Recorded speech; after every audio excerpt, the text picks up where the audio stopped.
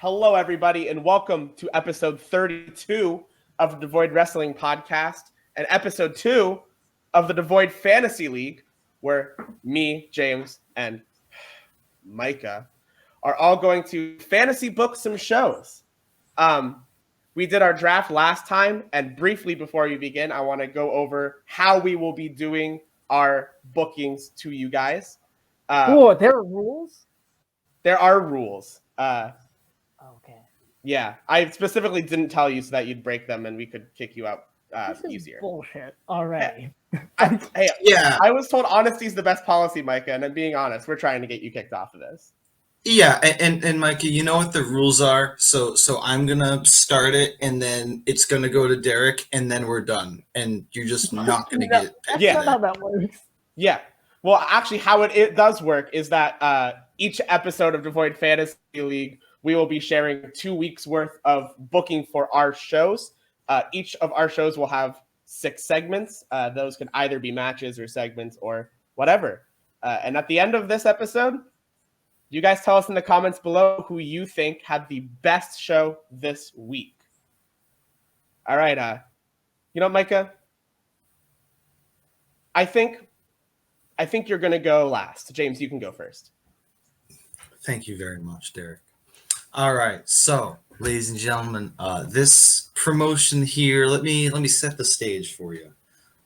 This promotion here really is aiming to be the best in wrestling because we want to bring you the flash of WWE. We want to bring you all the superstars, the ring quality. We want to bring you all the perks of a WWE company, but we want to take away all the corporate interests, all the creative meddling, and just give you what WWE should really be. So we came up with SVM Wrestling because screw Vince McMahon, right?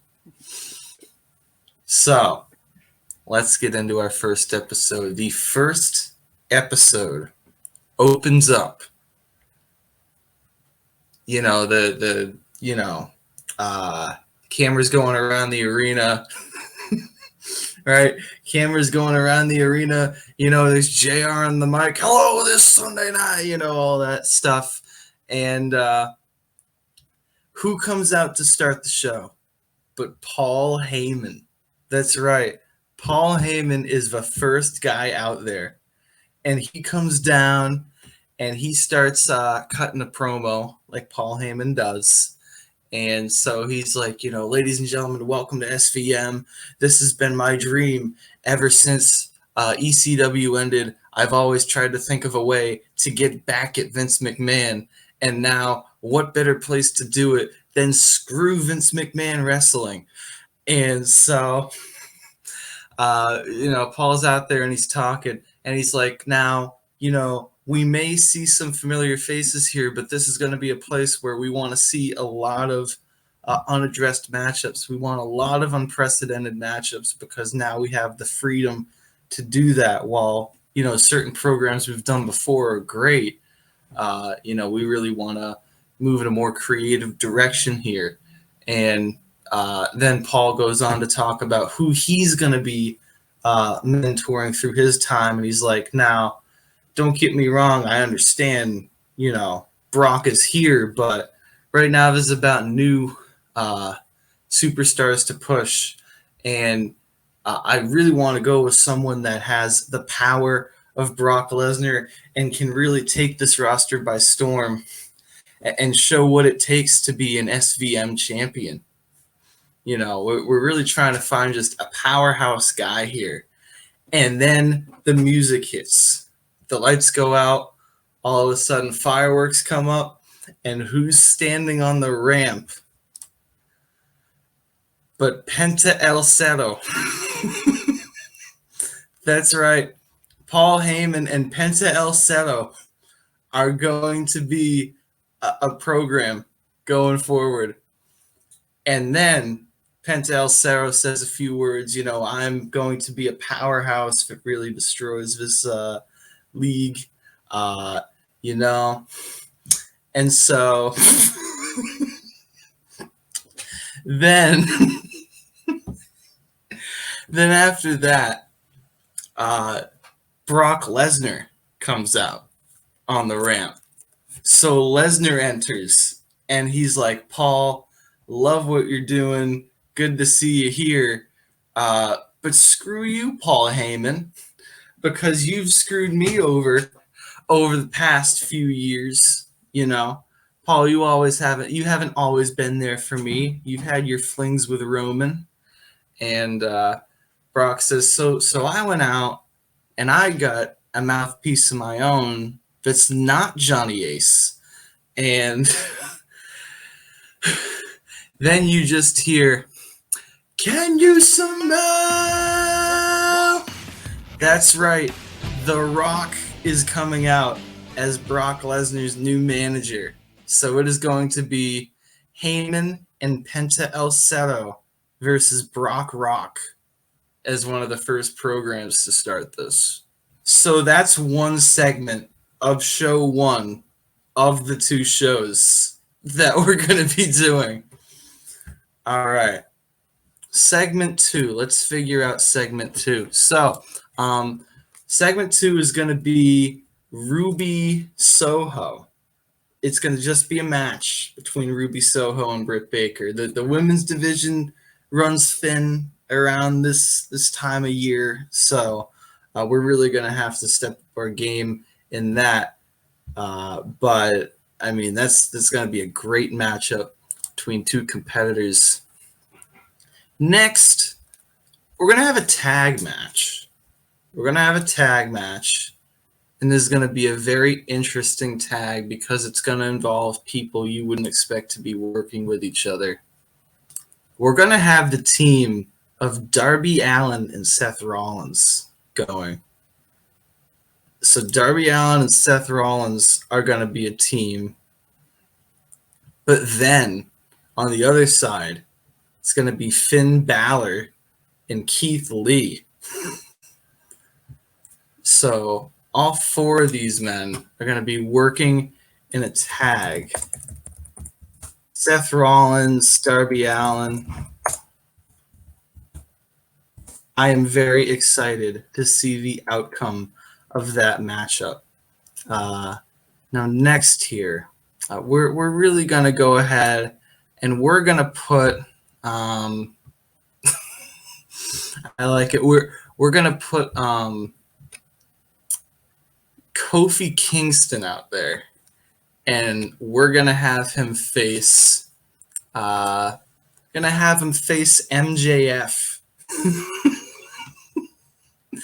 We're gonna have Kofi Kingston face MJF, and we're gonna see what happens. The winners. Oh, we actually have to have winners for this. That's right. So. Okay. Seth Rollins, Darby Allen, Finn Balor, Keith Leeson, and the Heyman skit out front, no one wins that. But Soho versus Britt Baker, Ruby Soho wins night one. So Ruby Soho will win that match. Seth Rollins, Darby Allen, Finn Balor, Keith Lemus. We're gonna say that that Keith Lee and Finn Balor were able to steal the show and win that one. As far as MJF versus Kofi Kingston's gonna win it. We're really gonna try to push Kofi a little bit. What better way to start than by beating MJF? So that's pretty solid. That's our fourth segment. So the fifth segment, we're going to have, I like it. I like this a lot. Okay. We're going to have Orange Cassidy come out. Orange Cassidy's going to come out, and he's going to start delivering a promo. And he's going to be talking about, some of the guys he wants to face and he's going to be talking about how he's freshly squeezed and he's prime and ready to, pretty much take over the singles division. And who's going to come in and stop him but Sammy Guevara? And so Sammy Guevara is going to come out there and say, hey, Orange Cassidy, loved you in AEW, man. You're a great guy, but I'm really thinking I'm going to take over the singles division. And then Randy Orton comes out. Just because why not? So Randy Orton comes down to the ring. He's like, hey, guys, I'm really trying to, win this singles division. And, I would really just love nothing more than to beat the crap out of both of you. And then someone else's music hits, and it's Broken Matt Hardy. And he comes down to the ring, and he's like, hey, I'm trying to run the singles division around here. You may think Matt Hardy has nothing left in the tank, but my career's just starting. And so then an authority figure comes out. Who would this authority figure be? We can just have it be someone Dean Malenko. Why not? Just a generic road agent figure. So we'll have Dean Malenko come out there and act as the GM. And he'll come out and he'll be like, hey, guys, I know you all want to run the singles division, but we just don't have enough screen time for each of you to run it. So we're going to put you in a fatal 4-way match. And whoever wins that match is the new number 1 contender. So there will be a number 1 contender. We don't know when that match will happen, but we'll have a number 1 contender. And so that match happens, and out of all of them, the number 1 contender ends up being Orange Cassidy. So Orange Cassidy is going to be a nice little number 1 contender. We have reached the final segment of this show. And let me tell you, this segment was left for the end because it is jam-packed. So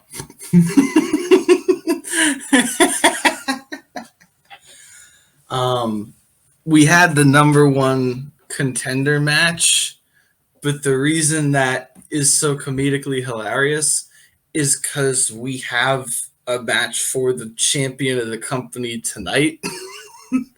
So I'm in the process of trying to figure out if Orange Cassidy should be added to this match at the end of the night. It would be an interesting proposition to have the match be just a triple threat instead of what it originally would have been. So yes, Orange Cassidy will be involved in this next match for the title. And the match for the title will actually consist of Orange Cassidy, who's already out there, is also going to be, let's see here. Yes. It's also going to be Drew McIntyre and AJ Styles. So Cassidy, McIntyre, and Styles are going to duke it out this first episode for the title. And it is a really long and great match. One of the epic matches. McIntyre's doing a bunch of power moves. AJ Styles is looking like he's 25. Orange Cassidy is 25. No, but he's close to that. So, he looks somewhat young compared to these old timers out there. The match is happening, and for some reason, the duo of Jon Moxley and Matt Cardona come to ringside, and we don't know whose side they're on, but they're just there watching. They're just seeing what's going on because they're the last two guys on the roster and they need TV time. So they're going to watch from ringside, and the match will have a conclusion. And the first champion in SVM is, yes, the phenomenal AJ Styles. Phenomenal AJ Styles is the first champion. He ends up getting the pin on Orange Cassidy. Drew McIntyre was taken outside the ring by Moxley, roughed up a little bit. So AJ Styles, comes in, raises his hands. He's the champion. Moxley and Cardona then come in the ring and shake hands with AJ because they were beating up McIntyre on the outside. So we don't know how strong of an alliance this will be. But we will figure that out. Yes. That is my first show. Booking in real time is hard, huh, James? Yeah, booking real time is not easy. I love Wow, James, that was great. That was awesome. Anything can happen, and nobody knows what's going to happen, not even James. I love the pairings you did. They're very interesting. Yeah, I tried to go just who's the wackiest pairing. Literally, I just started off my show with the wackiest pairing I could think of in Paul Heyman and Penta El Cerro. But that would be so killer too. But that would be really good. Oh my gosh. That would be great to just see Penta El Cerro come out there. Yeah, I'm going to be the powerhouse that destroys this men's division. I think it's really funny because the reason I think that Paul Heyman and Brock Lesnar work so well is because Paul Heyman is a short person and Brock Lesnar's huge, but Brock Lesnar next to The Rock, one of them is going to look huge. You know what I mean? Right. Oh my god. I love the idea of Moxley and Cardona as a main event level pairing. Yeah. I think you're just is Orange Cassidy gonna join? That's the question, man. Yeah, it's who is gonna join that faction? Because now it is Styles, Moxley, and Matt Cardona. Right? Yeah. So I'm excited to see what happens. Yeah, so let's shift on over to Derrick, I guess. Yeah. So welcome, one and all, to the Global Wrestling League. We open up our show to a studio show, not much unlike the NWA shows of past. There's a small-ish studio with seating for about 100 people or so. On the wall, there's a currently empty electronic board that says leaderboard on it, with spaces for wrestlers' names and match wins and losses. And we open up our show with the authority figure entering to the ring in our first segment with several velvet bags at ringside. The authority figure welcomes everyone to the first episode of the Global Wrestling League and says, for the last century, professional wrestling has been a showcase of the most talented wrestlers in the world, and that will not change anytime soon. These talented wrestlers fight for one thing, and that is gold. So, starting today, we will be having a tournament for our world championship. We're going to start a new era in professional wrestling, in the tradition of Lou Thez, in the tradition of Jack Briscoe of the Briscoe brothers, of Dory Funk Jr., of Terry Funk, the man who will never die, as the real Nature Boy Buddy Rogers, from the Harley Races to the Barry Windhams to the Ric Flairs, and they can all reserve their place in wrestling history for fighting for the greatest championships around. But today, they can forget what they knew because the Global Wrestling League World Championship is the symbol of excellence in professional wrestling. And so we will be starting a 12 competitor tournament to crown this first ever champion. You notice I say competitor? Every competitor competes equally here, as all we are looking for is to find the greatest wrestlers in the world. The way this tournament works is that each first round matchup will be a triple threat match, and the semifinals will go to singles matches, and the finals will be a singles match.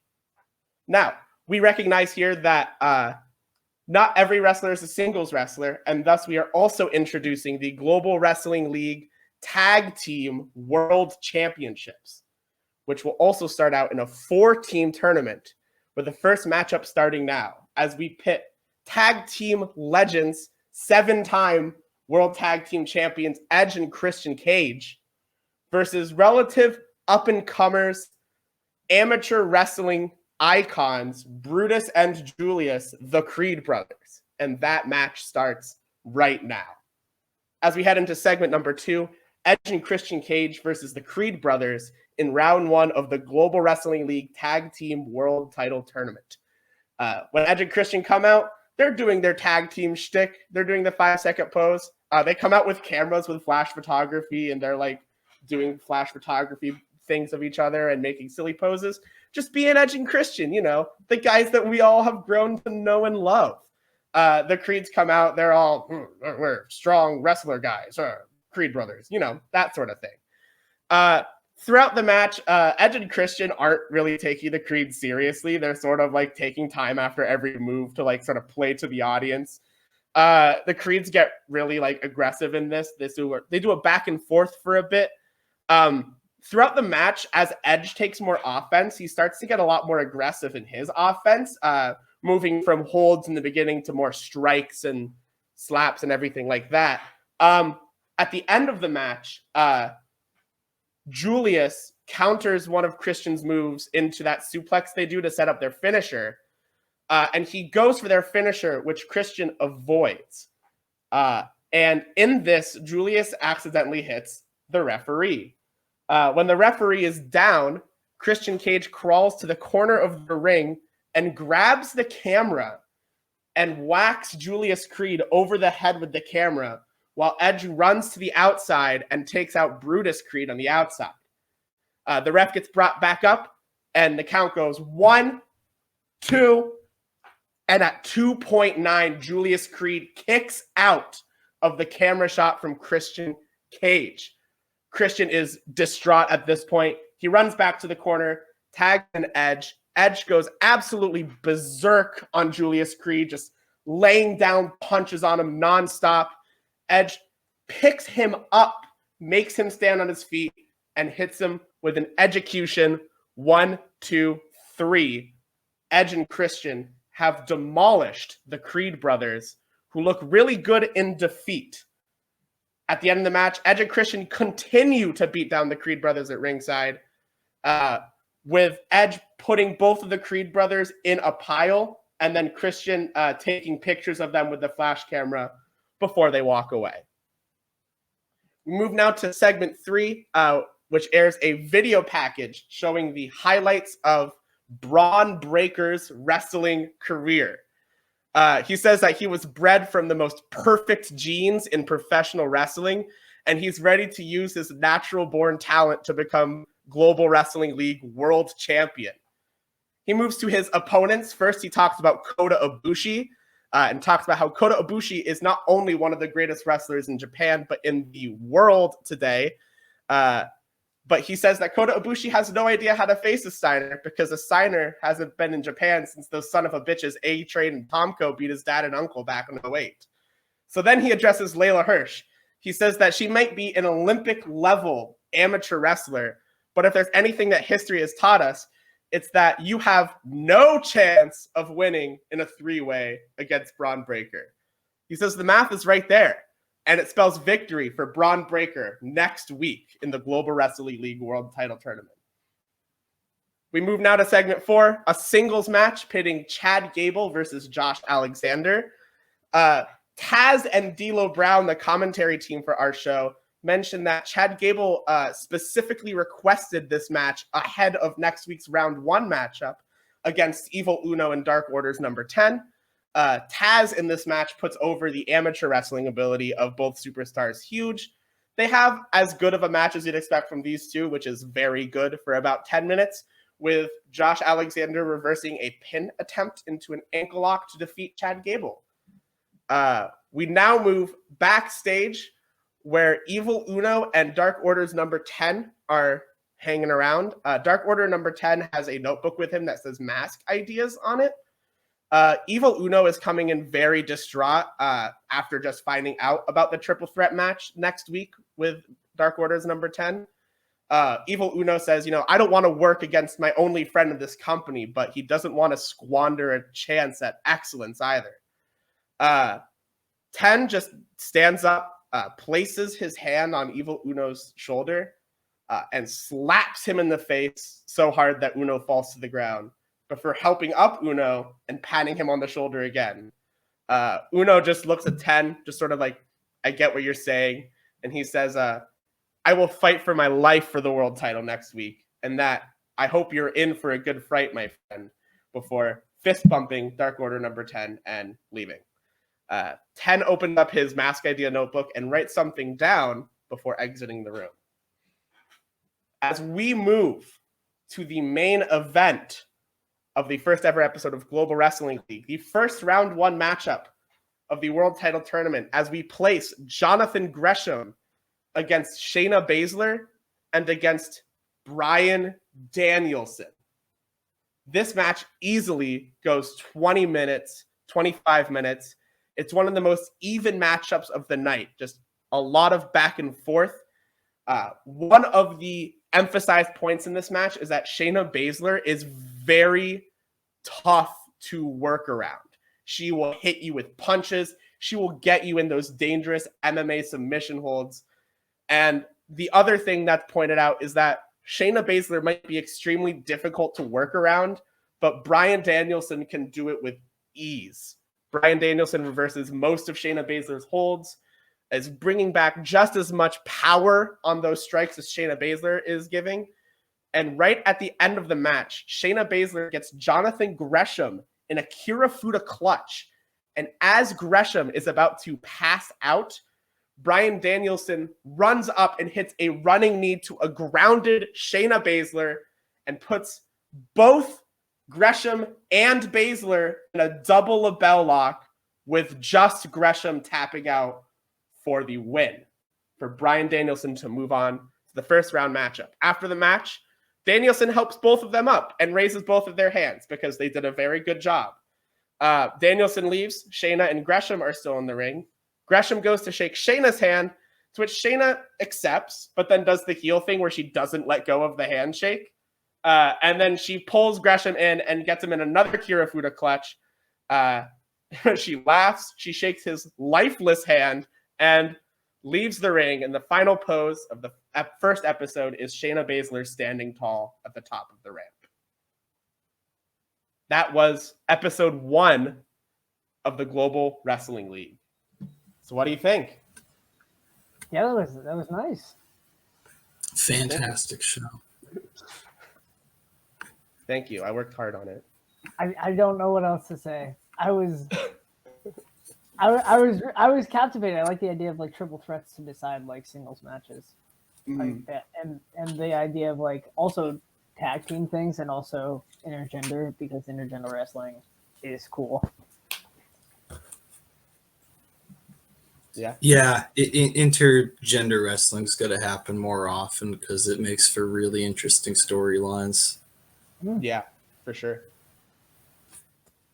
Hello, everybody. Welcome to All-Star Combat Wrestling.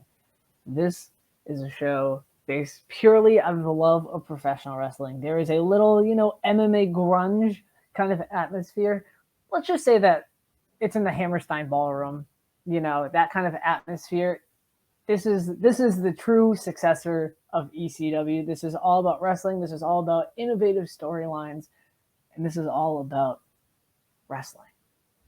As we open the show to a member of the commentary team, Excalibur, starting the show in the ring. As he says, I have been in professional wrestling for almost 20 years, and I have never felt anything as special as this moment right now. All-Star Combat Wrestling will prove one thing over everybody else, that wrestling belongs on wrestling shows. Doesn't matter how much money you have or what network contracts you possess. All-Star Combat Wrestling has the greatest roster, top to bottom, in all of professional wrestling. This is no joke, and we will prove how good we are each week by being that, the best. Thank you, and enjoy wrestling.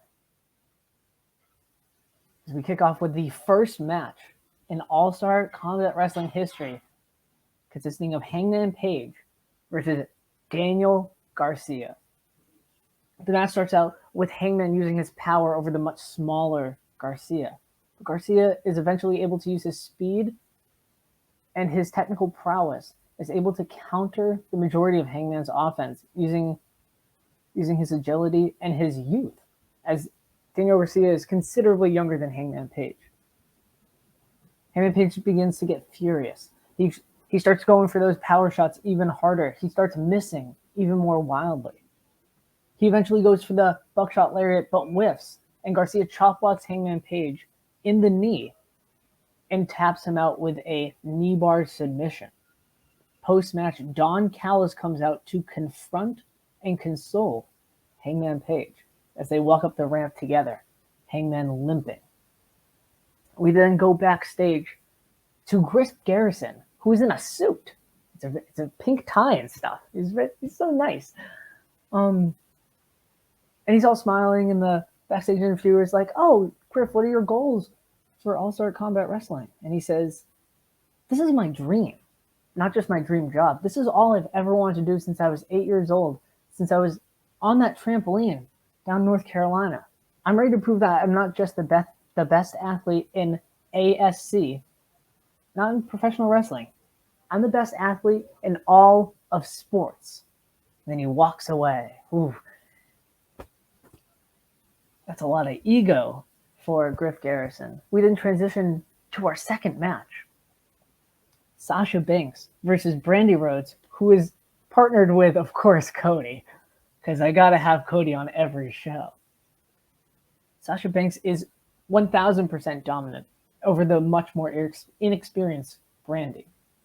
Brandy eventually gives the old Stephanie McMahon slap across the face, which causes Bank to absolutely deck Brandy with a huge elbow. Banks covers Rhodes for the pin, but Brandy kicks out at 2, showing the heart of her husband and her family pedigree. Cody is cheering on his wife, the mother of his daughter. He is so excited, and then Sasha Banks stomps on Brandy Rhodes' back.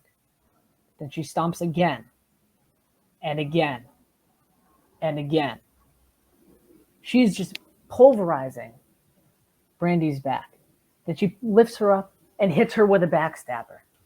Then she looks directly at Cody, lifts her up again, hits another backstabber. She then goes for the bank statement, and Brandy taps out as Cody is just, "Oh, what am I going to do? My wife just tapped out," and they walk to the back. Next match, J Uso versus Kazuchika Okada. The two men smile in the middle of the ring. They shake hands, for Uso clocks Jay with a super kick and catches Okada for a near fall. Okada's demeanor changes and begins to wrestle with a sense of urgency, now knowing how much of a threat Jay is. Uso wrestles Okada to a great match and gets one more near fall after hitting a massive spear on Okada. But Okada's big match experience and stamina earns him a win with the money clip submission as Uso taps out. Post-match, the video appears on the screen above the entrance ramp as Okada celebrates. A voice is heard. "For years you wanted me. Who am I? Some might say a legend. Some might say a vigilante. But I'm the best in the world." The man in the hood turns around to be the returning CM Punk. The arena, and more importantly, Excalibur, erupt in glee. CM Punk hasn't stepped into a wrestling ring in over 7 years, and now he's here in All-Star Combat Wrestling to prove a point. As we transition to the main event, Walter versus Zack Sabre Jr. versus Will Ospreay. These three are huge prospects and are all good contenders to be the first champion. Saber Jr. and Ospreay take out Walter very early by hitting tandem offense like super kicks and wearing submissions. Ospreay and Saber Jr. then wrestle a technical one-on-one match, not unlike their ones from Rev Pro, till Walter makes a monster return, chopping the two Brits red in the chest. Walter then powerbombs Saber Jr. twice and then hits a massive drop to the back of Saber Jr.'s neck. He then chops Ospreay's upper back and pins Ospreay after a top rope splash. The show goes off the air with Walter yelling into the camera, "Give me everyone," as Pat McAfee is screaming, "That's the greatest thing I've ever seen." Wow. What a show. What an episode 1. Establishing Walter as this monster. Monster. Well, Walter translates to monster in German. Does it really? That's awesome. No. Oh. You fooled me. Yeah. Your commentary team is fantastic. It's such an underrated part of a show. Just two people who are just super excited to exist. Yeah. That is fair. Pat McAfee is excited just to be here. Yeah. My favorite thing is that they eventually like have to like both be like jumping up and down in excitement. I like the prospect of a Griff Garrison push. That's very intriguing. Yes, in a suit. Yes. In a suit. A nice suit with a pink tie. With a pink tie. I feel like he has one of those. I think my favorite detail is J Uso and Okada are smiling in the ring. It's a good detail. I have to go again? Man, I wasn't prepared. All right, we opened up the show with a Don Callis promo with Hangman Page right next to his side. After the events of last week, wrestling journalists are saying that Hangman Adam Page is buried, that Hangman Adam Page is irrelevant, that Hangman Adam Page is a disappointment. Let me just set something straight for you people. Hangman Page is not irrelevant, washed up, or buried. He's the star, the draw, and the future of this promotion. One loss does not make or break a career, especially one as physically gifted and naturally athletic as Adam Hangman Page. Hangman Page not only has sheer athletic ability, he's technically sound in the ring. He's smart as a whip, and he can beat any man one-on-one. Something we will prove next week and every week on in the ring, on this microphone, and in every other facet of professional wrestling, because Hangman Adam Page is going to do some cowboy carnage. We then transition into the first match of this week's show, Walter versus J Uso. Ooh. Walter gets in the majority of the offense. As shown last week, he's very durable. He uses chops and body punches to tire out Uso. Uso begins to make a comeback with a flurry of super kicks and even attempts to get a spear in, but Walter dodges one spear and knife edge chops Uso's chest for the pin as he steps on his chest in victory. The next match, two in-ring debuting stars for All-Star Combat Wrestling, as Hook takes on Cody Rhodes with Brandy on his side. Hook immediately goes for a German suplex, but he is not strong enough to lift Cody and the Spirit of America. So he backs up and forearms Cody's neck hard and puts Cody into a dragon sleeper hold. Just as he's about to pass out, Cody's up and has a fiery babyface comeback. Cody goes for the disaster kick, but Hook tugs at the rope at the last second, making Cody fall hard to the canvas. Hook locks in the Taz mission on Rhodes' prone body as Cody passes out in the hold. We then transition to our next match, which is Daniel Garcia versus Zack Saber Jr. Ooh, right? It's a good match. Two are cardio machines and don't slow down for a single second, getting into technical submissions and reversing those into more advanced holds. Garcia gets a near fall after transitioning a rear naked choke into a DDT. And towards the end of the match, Garcia hits a straightjacket piledriver for a near fall. Stunned, he then immediately applies a triangle submission hold, and the bell rings as Saber Jr. begins to tap out. The match is declared as a time limit draw. After the match, the two men embrace and respect and hold up each other's arms in victory. We then are shown a video package for Gable Steveson. The package shows Gable's Olympic highlights, his sport pedigree, and with special voiceover help from Taz, relaying how this kind of foundation in Greco-Roman and freestyle wrestling will help Stevenson quickly rise up in the ranks and become a world champion in short order. The camera zooms in on Gable's face as he merely says, "Coming soon." We then go to our main event of the evening, Kazuchika Okada and Eddie Kingston. Eddie Kingston takes the match early, brawling and hitting suplexes on Okada. But after a missed senton bomb from Kingston, Okada takes over, focusing on Eddie's arm. After realizing that Kingston will never tap out from the armbar that he has applied, Okada picks him up and hits Kingston with two rainmakers for the dominant victory. As we close out the show with Pat McAfee saying, "That is the greatest thing I have ever seen in professional wrestling."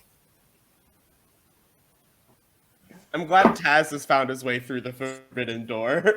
Yeah, for some reason, I don't believe Pat McAfee the second week as much as I believed him the first week. But it's the greatest. When a voiceover from Taz is the greatest thing you've ever seen in professional wrestling. Very good week. I like Hook beating Cody. I like Cody and the Spirit of America. You can't lift up the Spirit of America. It's too powerful. It's too strong. It's too strong and it's too real. He's got Brandy at his side. Yeah. See, he never tapped out. That's the thing, is that Brandy tapped out and Cody didn't. That's an important beat, everybody. Yeah, that's very important. I'm that's not a joke. That is seriously like an integral part to the story I'm trying to tell. Cody passed out.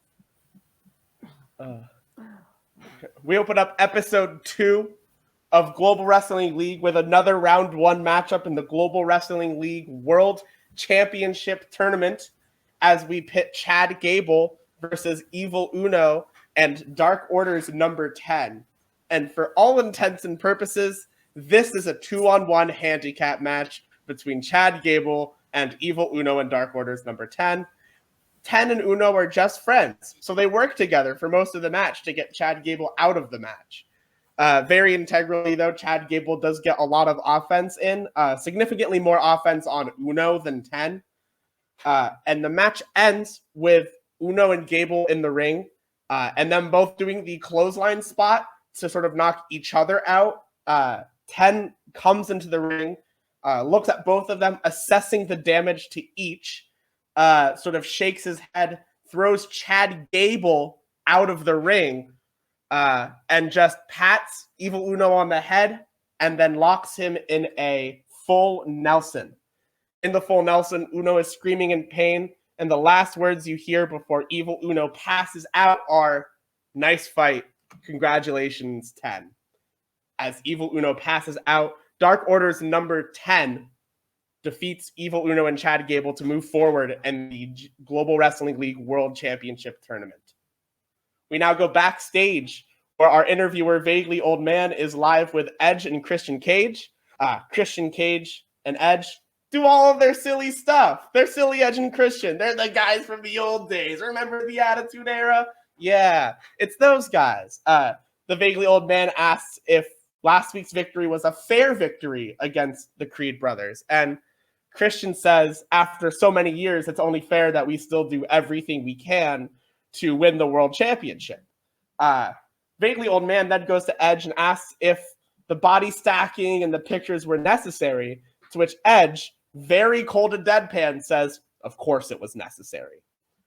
They then move their attention to next week's Global Wrestling League World Tournament title tournament match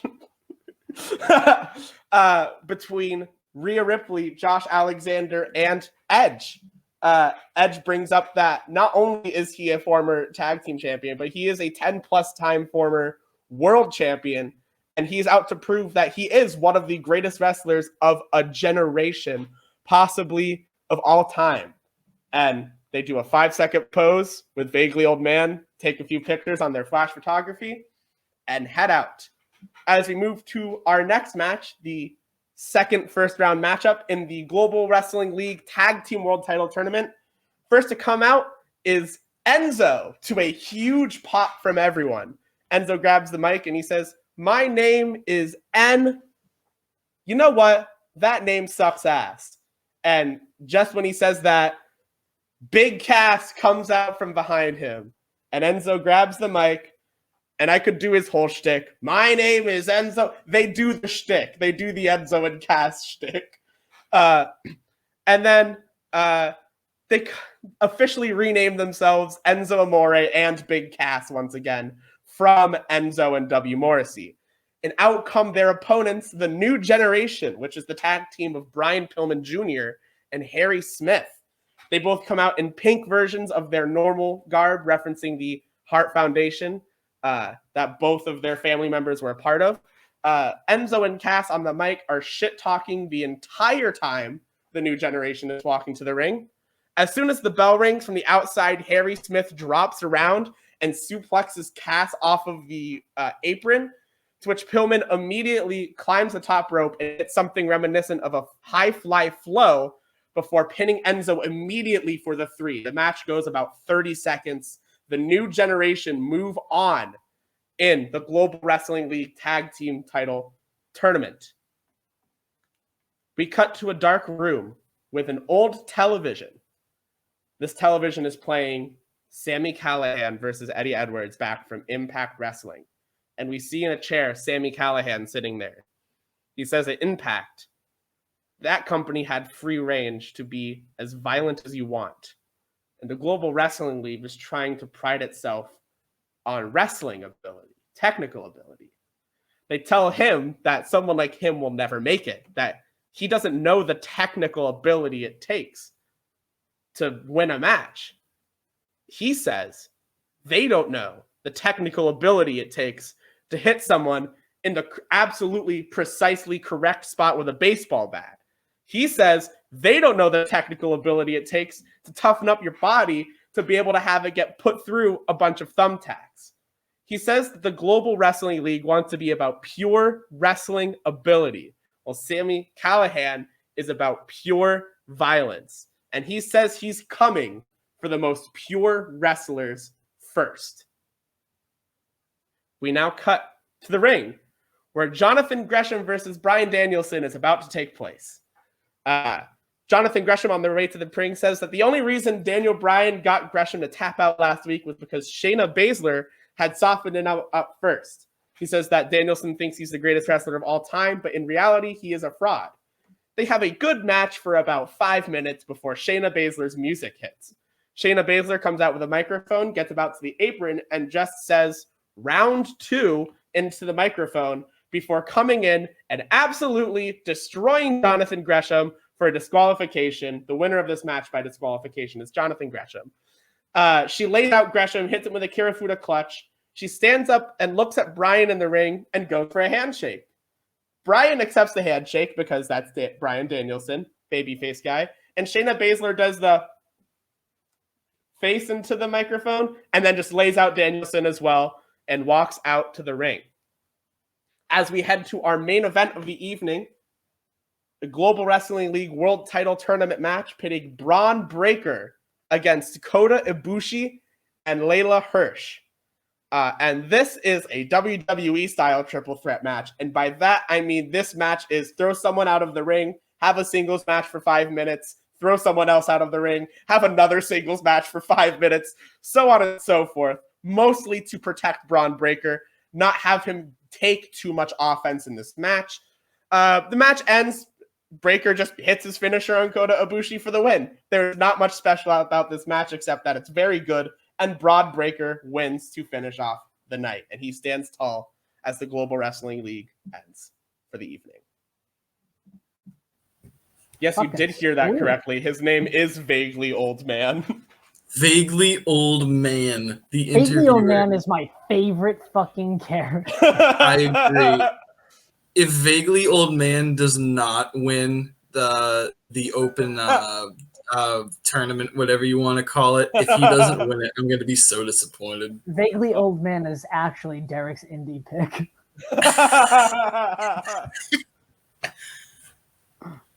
Speaking of Derrick, can Daniel Garcia now be not my indie pick? I mean, I'm not sure if he count, because I'm thinking about this. Does he count as a New Japan Strong guy? Or at least did he count as a New Japan Strong guy? Because I think he should have. He wrestles enough on New Japan Strong. I mean, like, I would say he's an AEW. I mean, he is now. Yeah. I mean, I would say. You know what? I would say. Actually, you know what? No. Because I don't feel like it. No. James, can you back me up here? Like, I feel like I'm getting screwed. Well, I don't know about that, but I think I just found out that Vaguely Old Man is really just Terry Funk. Vaguely Old Man is also Taz. Vaguely Old Man resembles every old wrestler vaguely. I think that's Terry Funk, but I can't tell. You're pretty sure it's Barry Windham. That's Tony Atlas, right? I just can't. Yeah. He's got the eyes of Andre the Giant. I mean, he's going places. Andre the Giant, who's been dead since the 90s. All right, can we just finish off with James? Like, this is we start off the show, the camera on the crowd, Jim Ross, this is going to be a slobber knocker, all that. So it opens up with AJ Styles coming out with Cardona and Moxley following him to the ring. So AJ Styles comes out, cuts a promo. He's like, hey, I'm the best in this company right now. I'm the best singles wrestler in the world.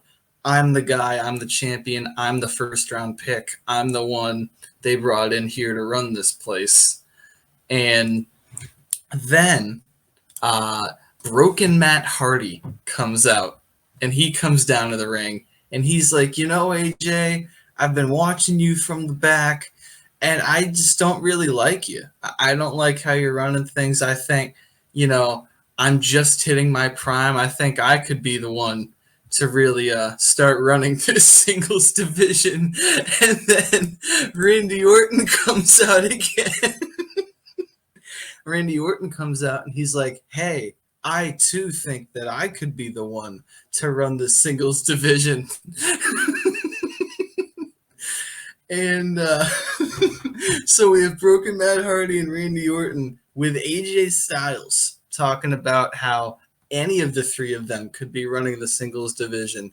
And so then Randy Orton turns to the back, turns to the entrance ramp and goes, is there anyone else back there that doesn't like how AJ Styles has been running things? Out comes Drew McIntyre from last week. So then they have a match. So this match is AJ Styles, Matt Cardona, and Jon Moxley versus Randy Orton, Broken Matt Hardy, and Drew McIntyre.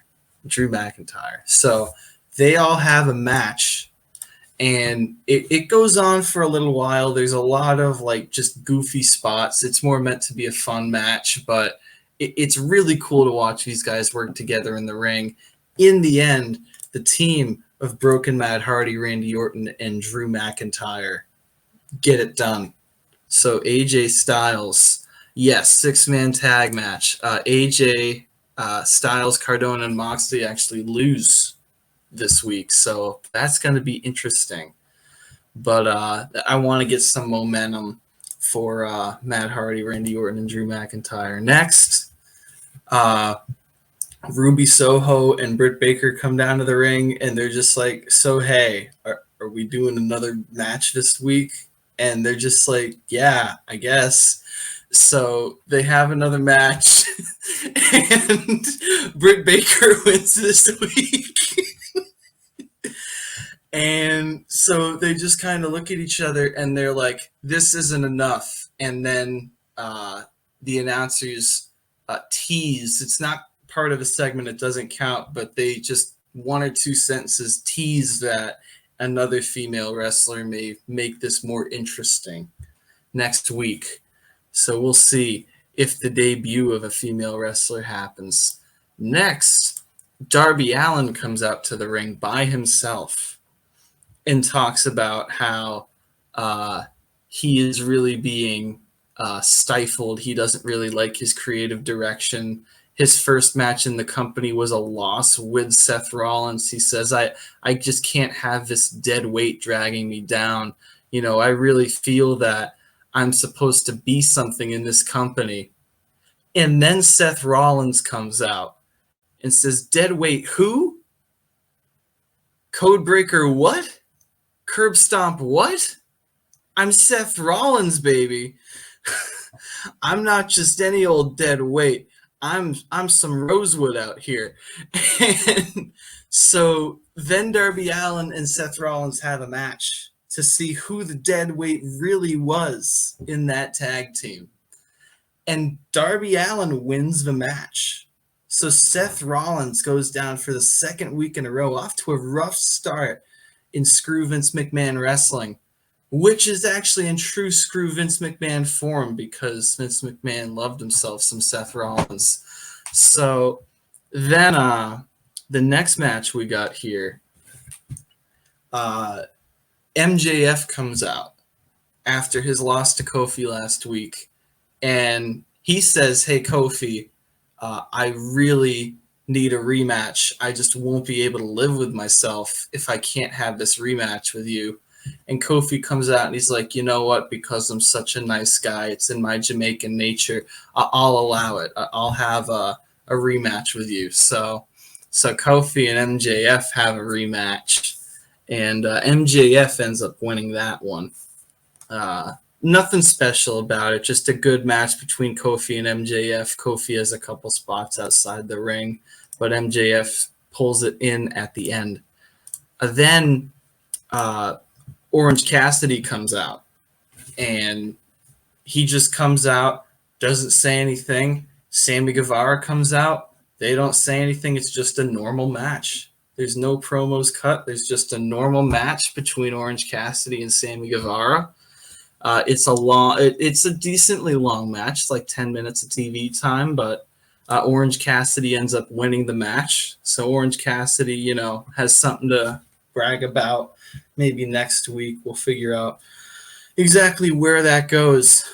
And then the final segment starts off interestingly because it starts off with the team of Finn Balor and Keith Lee coming out to the ring and proclaiming that they are the best tag team in the company. They say, you know, Finn Balor says, me and Keith Lee, you know, we came out here last week against Seth Rollins and Darby Allen, and we took them down. In fact, we beat them so much that we broke up their tag team. You know, I don't think that's ever happened. Someone winning a match and then their tag team breaking up a week later. He says, this is unprecedented. We're the best tag team ever. Any team we beat is going to just break up the next week. And so they're like, there's no team in this company that's strong enough to take us on. And then you just hear, do, do, do, do, do, do, do. Can you smell? That's right. Brock Rock comes down to the ring after hearing that. and Brock Lesnar takes the mic. Brock Lesnar snatches the mic out of Finn Balor's hand and just stares him down and says, I don't know about Rock, but I know I'm ready to go. And then he looks over at Rock, and Rock's like, yeah, let's kick a can of whoop ass on these guys. So The Rock and Brock Lesnar just start going to town on Finn Balor and Keith Lee. The crowd is really into it. They're getting excited. It's not even necessarily a match. It's just stuff going on in the ring. And they're really taking it to them. And Brock and Rock are in the ring. And they've got their hands up. And all of a sudden, coming through the crowd, like the Shield used to do, is Paul Heyman and Penta El Zero.